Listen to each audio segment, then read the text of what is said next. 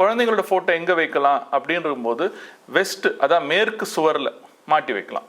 இப்போ ஒரு ரூமில் பார்த்தோம்னா நார்த், வெஸ்ட், சவுத், ஈஸ்ட்னு இருக்கும். வெஸ்ட் வாலில் இதை மாட்டுறது ரொம்ப விசேஷமானது.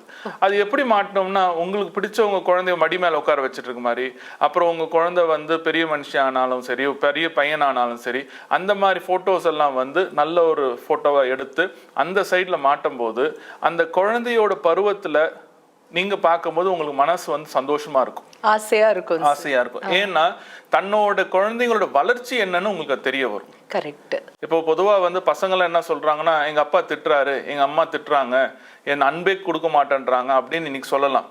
ஆனா அவங்க வயசான பிறகு அவங்க என்னென்ன செஞ்சாங்கன்னு அவங்களுக்கு தெரியாது.